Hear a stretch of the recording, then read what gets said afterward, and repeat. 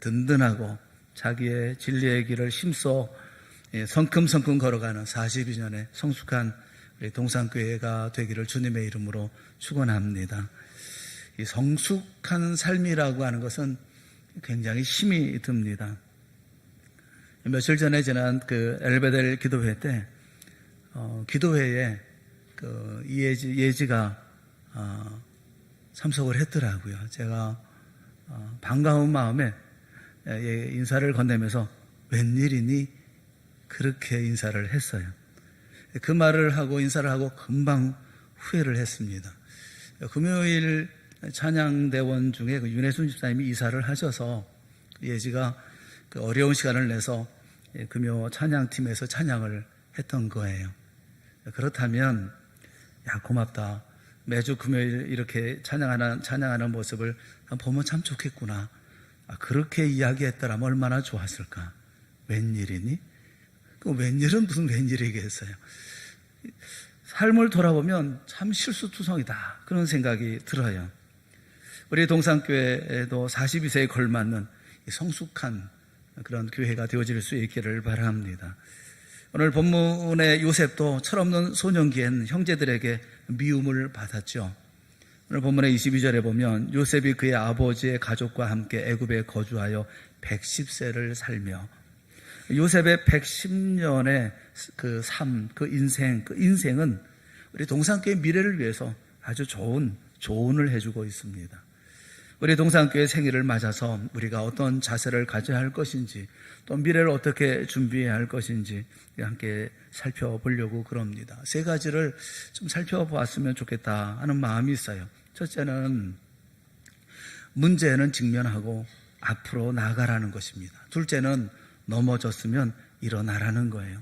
세 번째는 꿈을 포기하지 말라는 겁니다. 꿈을 사모하고 꿈을 꾸라는 거예요. 이 세 가지 요셉에게서 우리가 발견할 수 있고 찾을 수가 있는 거예요. 이것이 바로 우리 교회 모습이 되었으면 좋겠다 하는 마음입니다. 첫째는 문제 부딪히라, 그리고 앞으로 나아가라 라는 것입니다. 여러분, 문제 없는 인생, 문제 없는 가정, 문제 없는 교회는 없습니다.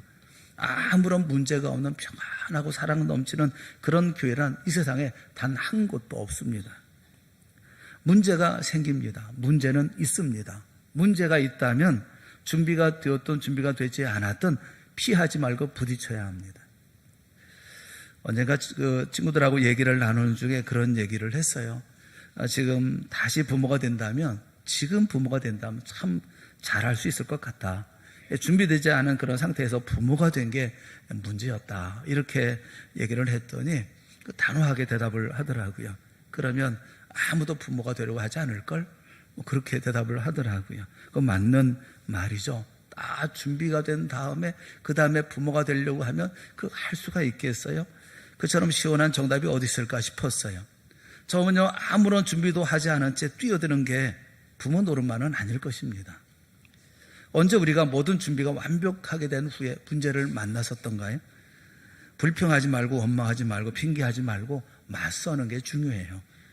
그리고 뒤로도 말고 새길로도 말고 앞으로 나아가는 그 길을 선택해야 합니다. 42주년을 맞는 우리 동산교회가 계속 앞으로만 나아갈 수 있기를 주님의 이름으로 축원합니다. 요셉을 여러분 보세요. 요셉은 태어남부터 불우했습니다. 부인을 4명이나 둔 아버지입니다. 또 어머니는 세상을 일찍 떠났습니다. 이복 형들의 미움과 질투를 받았어요. 환경과 여건은 지극히 불우했습니다. 그런데 요셉은 불행해지지 않았어요. 아버지가 그에게 좋은 모델이 되어주지 못했고, 형들은 그를 적대시했고, 노예로 팔려가는 환경은 절망적이었고, 그 노예 생활마저도 순탄하지 않았습니다. 그럼에도 불구하고 요셉은 결코 불행해지지 않았습니다. 물론 하나님이 그와 함께 하심과 또 위로하심, 또 도우심이 있었기 때문에 그렇죠. 그런데 요셉 자신도 마치 불행해지지 않겠다고 결심한 사람처럼 보여집니다. 오늘날 많은 분들이 환경이 이러니까 나는 할 수가 없어, 나는 이렇게 살 수밖에 없어 라고 핑계합니다. 그런 분에게 이 요셉의 이 사건을 읽어보시기를 권합니다. 요셉은 우리에게 교훈하고 있어요. 우리의 잘못된 환경이나 불행한 환경이 오늘 나의 불행한 삶에 대한 변명이나 구실이 될 수 없다는 것입니다. 불우한 환경에도 불구하고 요셉은 개의치 않고 앞으로 나아갑니다. 그것은 하나님을 향한 그의 믿음이 있었기 때문에 그렇죠. 창세기에서 요셉의 기사를 읽어보면 그가 원망했다는 말을 단 한 구절도 찾아볼 수가 없습니다. 단 한 번도 자기의 가정이나 자기 환경이나 심지어는 형제를 원망하는 요셉의 모습을 찾아볼 수가 없습니다. 왜 그렇습니까? 요셉에게는 믿음이 있었기 때문에 그렇습니다. 요셉은 오직 하나님을 믿고 신뢰했습니다. 그리고 자신을 향한 하나님의 계획을 신뢰했어요. 하나님이 자신에게 이런 아버지를 주신 이유가 충분히 있다고 믿었어요. 자기를 적대시하는 형제들이 있지만 저들을 통해서 하나님이 자신에게 하시고자 하는 이유와 역사가 있다고 그는 믿었습니다. 불행한 환경이지만 이 환경을 주신 이유가 있다고 그는 믿었어요. 이런 것을 다른 말로 얘기하면 자존감이 있다고 얘기할 수가 있는 거예요. 자존감이 있습니다. 자존감이라고 하는 것은 하나님 앞에 자신을 정확하게 알고 있다고 하는 거예요. 우리는 수평적인 삶의 사건 속에서 수직적인 삶의 의미를 배워야 합니다. 그때 자존감이 세워지는 거예요. 과거사를 돌아오며 원망하고 불평하지 말고 핑계에 몰두하지 말고 자신의 자존감을 키워나갈 줄 아는 우리가 되어줘야 합니다. 언젠가 택시를 타고 가다가 기사와 이야기를 나눴는데 그 택시기사의 얘기는 그런 얘기예요. 자신은 오후 3시 이후에야 영업을 시작한다는 것입니다. 3시 전까지는 뭘 하냐면 주식에 몰두하고 있기 때문에 3시 끝나고 난 다음에 그 다음에 주식 투자를 한다는 거예요. 그 택시 운전을 한다는 거예요. 현재 그는 투자한 돈을 다 잃어버리고 남은 것이라곤 지금 운전하고 있는 개인 택시 한 대뿐이라고 합니다. 그런 그 택시마저도 팔아서 주식을 할 것이다 라고 비장하게 말했어요. 그거마저 이러면 어쩌나 하는 마음에서 물어보았습니다. 그러자 이거라도 팔아서 투자하지 않으면 어디서 잃어버린 돈을 보상받겠느냐라고 버럭 화를 내요. 민망해서 입을 다물고 말았지만 지금껏 잃기만 했는데 택시마저 팔아서 주식을 한들 잃어버린 돈을 찾을 수나 있을까 싶은 마음이 있었어요. 여러분, 아무리 절박한 상황에 놓였다 하더라도 칼날을 잡아서는 안 되는 거예요. 그런 생각이 참 안타깝기 짝이 없었어요. 힘들고 어려우니까 무작정 자꾸 보는 거예요. 상황이 크게 다르지 않습니다. 요셉은 어떻게 대응을 했을까요? 어떻게 그런 반응을 했을까요? 창세기 45장 4절부터 8절에 보면 아주 극적인 장면이 나옵니다. 형님들을 만나는 장면이 있어요. 우리 45장 4절부터 8절에 있는 말씀을 한번 같이 읽어보았으면 좋겠습니다. 창세기 45장 4절부터 8절 다 같이 봅니다. 시작. 요셉이 형들에게 이르되 내게로 가까이 오소서. 그들이 가까이 가니 이르되 나는 당신들의 아우 요셉이니 당신들이 애굽에 판 자라. 당신들이 나를 이곳에 팔았다고 해서 근심하지 마소서. 한탄하지 마소서. 하나님의 생명을 구원하시려고 나를 당신들보다 먼저 보내셨나이다. 이 땅에 2년 동안 흉년이 들었으나 아직 5년은 밭갈이도 못하고 추수도 못할지라. 하나님의 큰 구원으로 당신들의 생명을 보존하고 당신들의 후손을 세상에 두시려고 나를 당신들보다 먼저 보내셨나니 그런즉 나를 이리로 보낸 이는 당신들이 아니요 하나님이시라. 하나님이 나를 바로에게 아버지로 삼으시고 그 온 집의 주로 삼으시며 애굽 온 땅의 통치자로 삼으셨나이다.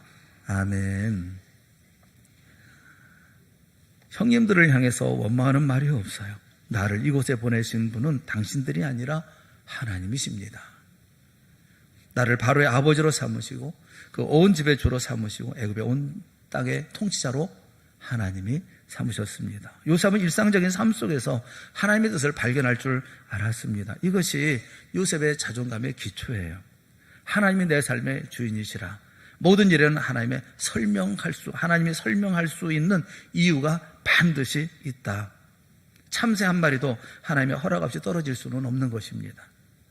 사랑하는 여러분, 여기 동산교회를 세우신 하나님의 목적이 있습니다. 이유가 있습니다. 우리 교회가 험난한 시절을 보내게 하신 이유가 있어요. 이를 통해서 이루시려는 하나님의 우리를 향하신 계획이 분명히 있다는 사실을 믿으시기를 바라는 거예요. 문제를 해결하기 위해서, 어떤 문제든지 문제가 있으면 문제를 해결하기 위해서 힘을 합쳐서 기도하고 머리를 맞대고 지혜를 총동원해서 믿음으로 풀어나가야 할 것입니다. 그리고 앞을 향해서 나아가야 되는 거예요. 하나님의 뜻을 헤아린 요셉이 온 이스라엘을 자기 스라에 무릎 아래 두고 그들을 돌봅니다. 우리 동산교회도 의연하게 하나님의 뜻을 헤아려서 내일을 만들어가고 앞을 향해서 나아가는 우리가 되어질 수 있기를 주님의 이름으로 축원합니다. 과거는 교훈으로 삼고 좋은 경험으로 삼고 영적 자산으로 삼고 앞을 향해서 나아가야 되는 것이 우리들이 가져야 할 모습인 거예요. 요셉에게서 배울 수 있는 게 뭐냐면, 문제가 있다고 한다면 문제는 부딪히는 것입니다. 내가 준비가 됐던 준비가 되지 않았던, 할 수 있던 할 수 없던 그 문제는 풀어나가기 위해서 최선을 다하는 겁니다. 다만 방향은 앞으로라는 거예요. 또 한 가지, 두 번째는 넘어지면 일어나라는 겁니다. 넘어지면 일어나서 그 다음에 우리가 할 일은 먼지를 털어내면 되는 거예요. 툭툭 먼지 털고 일어나 갈 길을 가면 돼요. 요셉의 인생은 참 쉽지 않습니다. 형들에 의해서 노예로 팔려갑니다. 그리고 애굽의 시위대장 보디발의 집에 팔립니다. 그래도 묵묵히 견뎌냈는데 보디발의 아내가 유혹합니다. 결국 음모로 말미암아 감옥에 갇힙니다. 그래도 그는 형통한 자였습니다. 이것은 우리가 어디에서 사느냐가 문제가 아니라 어떻게 사느냐가 문제라는 이 사실을 우리에게 가르쳐주고 있어요. 인생 살다 보면 여러 가지 유혹을 받을 때가 있습니다. 물질적인 유혹, 또는 권력에 대한 유혹, 쾌락에 대한 유혹, 뿌리치기 힘든 유혹이 우리 앞에 몰려옵니다. 특히나 요셉은 집을 떠나 외로운 사람입니다. 이런 요셉을 향한 유혹은 집요하고 그리고 달콤했습니다. 하지만 요셉에게는 분명한 삶의 기준이 있었어요. 그 하나가 하나님 앞에 죄를 범할 수 없다는 거예요. 창세기 39장 9절에 보면 내가 어찌 이 큰 악을 행하여 하나님께 죄를 지으리까 라고 그런 얘기합니다. 불꽃 같은 눈으로 내 삶의 현장을 감찰하시고 꿰뚫어 보시는 하나님이 계십니다. 나를 지으신 하나님, 나를 주의 자녀로 삼으신 하나님, 그리고 내게 기대를 걸고 계신 하나님, 이 하나님에 대한 책임이 있는 응답의 삶을 살지 않으면 안 된다고 하는 그런 결단이 요셉에게 있다는 것입니다. 또 한 가지는 인간관계에서 지켜야 할 선이 있다는 것을 그는 분명히 하고 있습니다. 내 주인을 배신할 수 없다는 거예요. 창세기 39장 9절에 보면 주인이 아무것도 내게 금하지 아니하였어도 금한 것은 당신뿐이니 당신은 그의 아내임이라. 나는 주인을 배신할 수 없습니다 라는 것입니다. 그처럼 내 남편을 배신할 수 없습니다. 내 아내를 배신할 수 없습니다. 내 자녀를 배신할 수가 없습니다. 내 이웃을 배신할 수가 없습니다. 사랑하는 성도 여러분, 동산교회 설립 42주년을 맞아서 우리 자신들을 돌아보았으면 좋겠어요. 여기 교회를 세워주시고 보호하시고 인도하신 하나님 앞에서 우리 동산교회는 책임 있는 응답을 하고 있습니까? 이제 그 모든 관계 속에서 지켜야 할 선은 잘 지키고 있는 것입니까?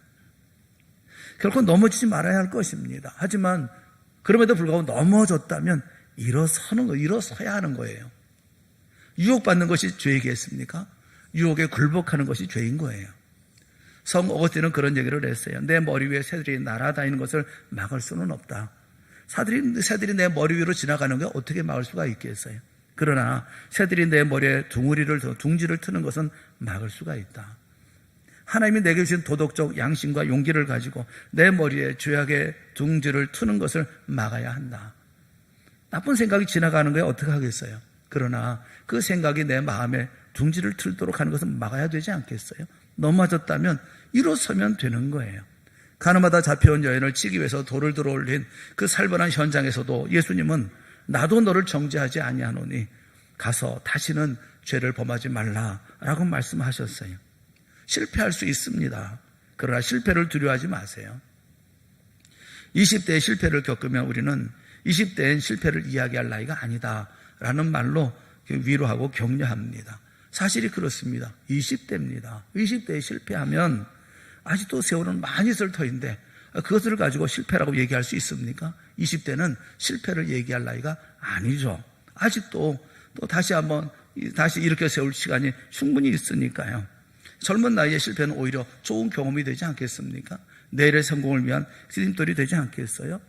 그런데 우리 좀 더 깊이 생각해 보면 어떤 나이라 할지라도, 그것이 20대가 아니라 할지라도 그 나이가 50대든 60대든 70대든 80대든 실패를 이야기할 나이는 없는 거예요. 누구에게나 실패는 좋은 영적 자산이 되어지기 때문에 그런 것입니다. 이 강식당이라는 TV 프로를 본 적이 있어요. 강호동 씨가 식당 대표이자 주방장이고 그의 동료들이 스텝 역할을 맡아서 잠깐 동안 식당을 꾸려간다는 그런 내용입니다. 문제는 이 강호동 씨가 태어나서 한 번도 부엌이라는 곳에 들어가 본 기억이 없다는 데 있어요. 그러니 음식을 만들어 본 일은 더더욱 없지 않겠어요? 그와 스태프들은 메뉴 선정에서부터 혼란을 겪습니다. 시끌벅적한 그런 토론을 거쳐서 나온 메뉴는 비교적 손쉬워 보이는 그 돈가스와 오므라이스예요. 이것도 쉽지는 않죠. 그러나 이것을 일단 정했어요.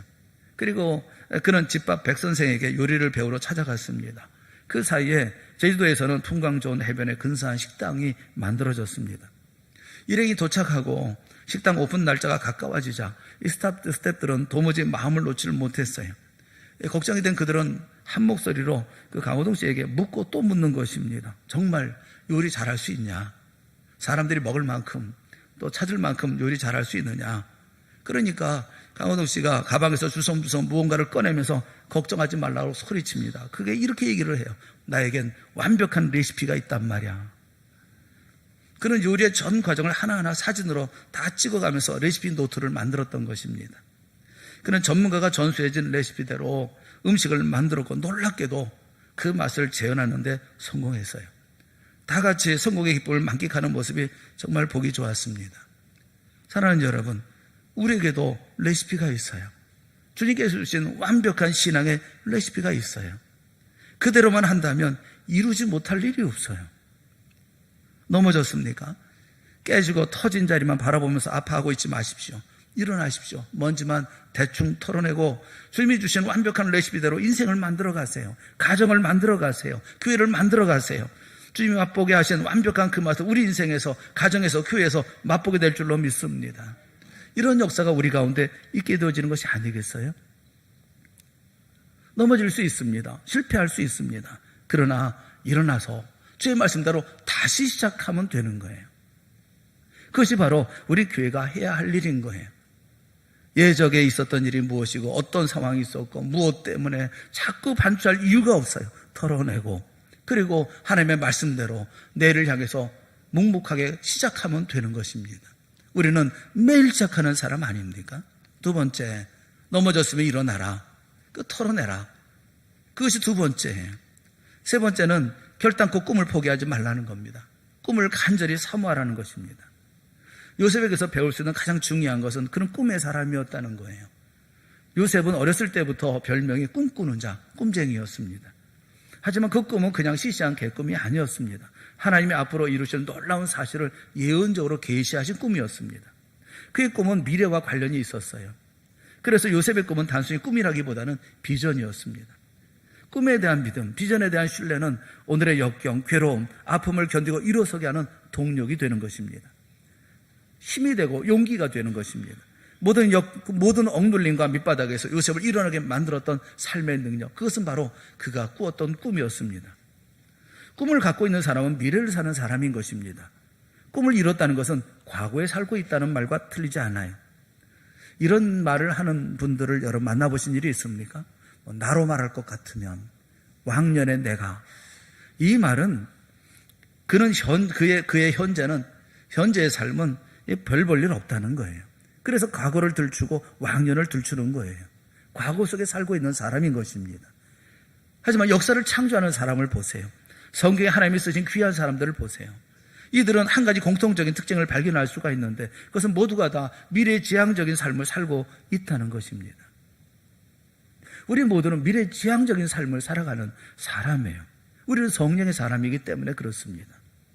오순절날 성령이 임하시고 성령의 충만을 받은 이들이 성령이 말하게 하심을 따라 다른 언어들로 말하기 시작합니다.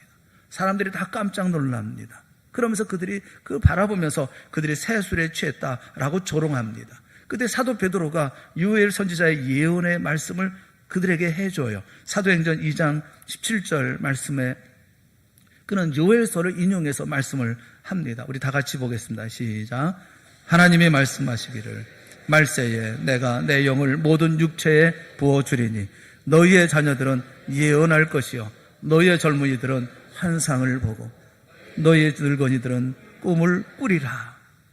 이렇게 예언했는데 그 예언이 이루어져서 그 영이 부어짐으로 말미암아 우리가 예언하며 환상을 보며 꿈을 꾸며 십자가 예수 그리스도를 증거하는 것이라고 강하게 말씀합니다. 사랑하는 성령의 사람들이요, 우리야말로 예언해야 할 사람이고 환상을 봐야 할 사람이고 꿈을 꾸어야 할 사람들이 아닙니까? 우리나라에서 몇 손가락 안에 드는 주식 투자가가 그런 말을 한 적이 있어요. 자신이 산 주식이 반토막 났을 때 잠이 안 온다면 그 사람은 주식하면 안 된다. 그런 얘기를 한 적이 있어요.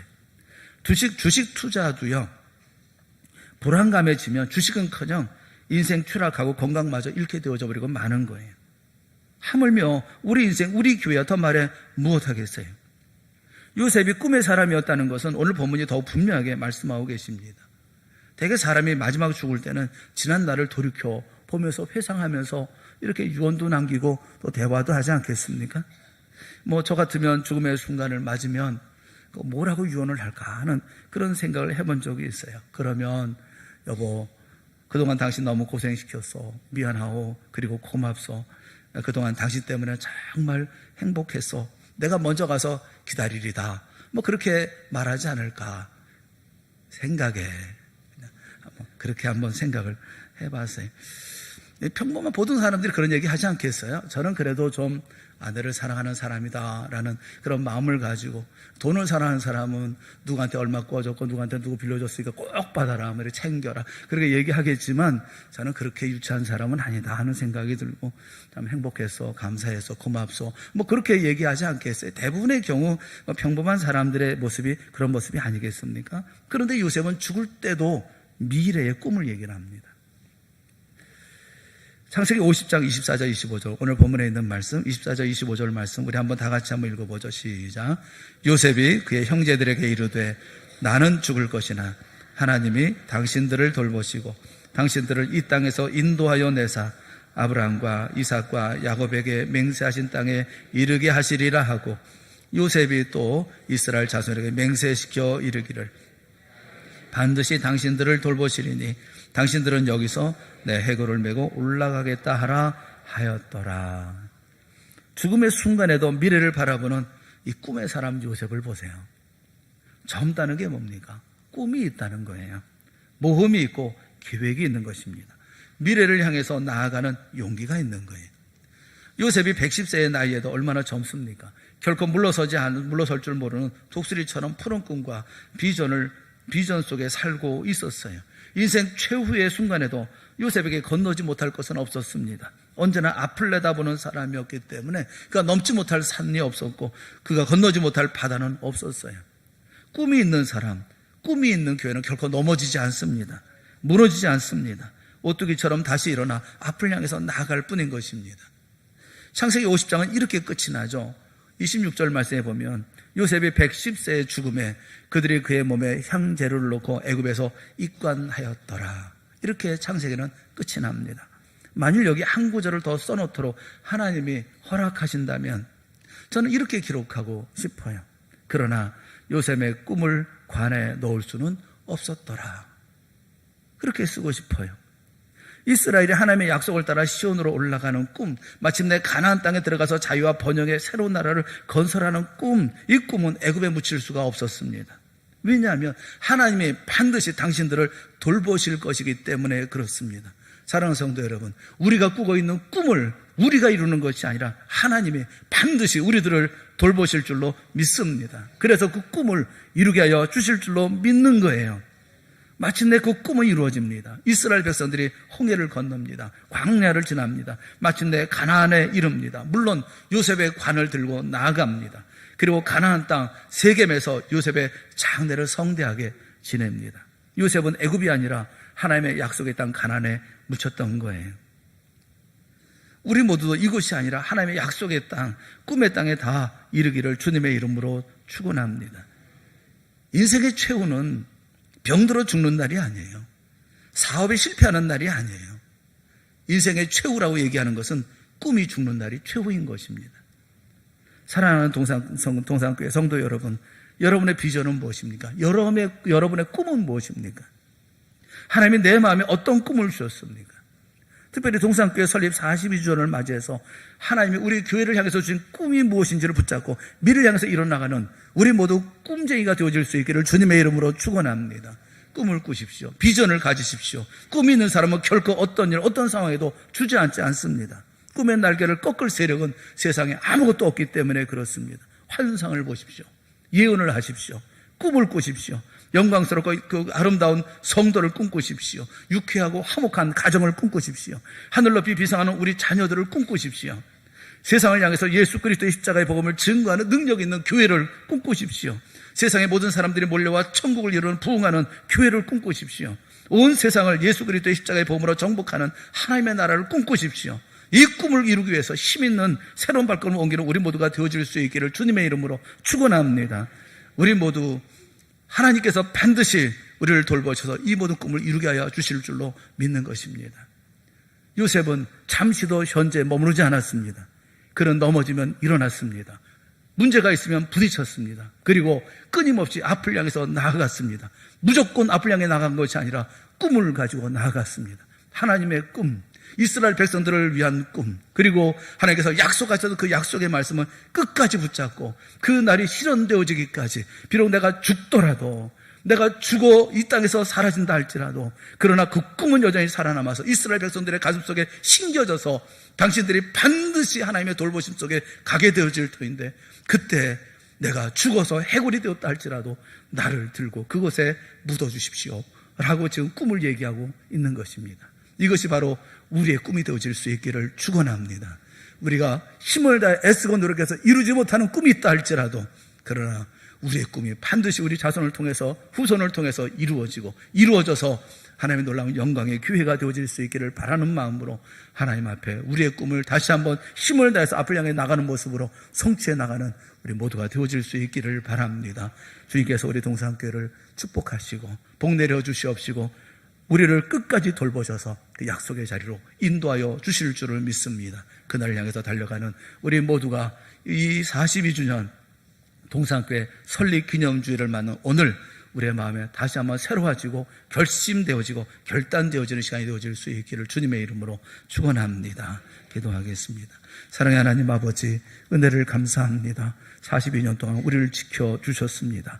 아무것도 알지 못했던 우리들에게 이런 일들을 겪게 하시고 저런 상황들 가운데 처하게 하시고 그래서 우리로 하여금 지혜롭게 하시고 또 믿음 있게 하여 주시옵시고 견실하게 교회를 생각하며 아름다운 교회를 만들어갈 수 있도록 우리의 마음도 주장하여 주셨으니 감사합니다. 요셉이 앞을 향해서 나갔던 것처럼 우리 동산교회, 사랑하는 동산교회, 사랑하는 동산의 공동체 앞을 향해서 나아갈 수 있도록 은혜 베풀어 주시옵소서.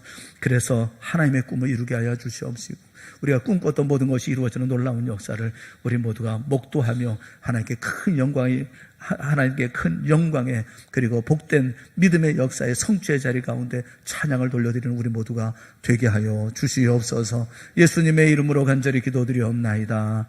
아멘.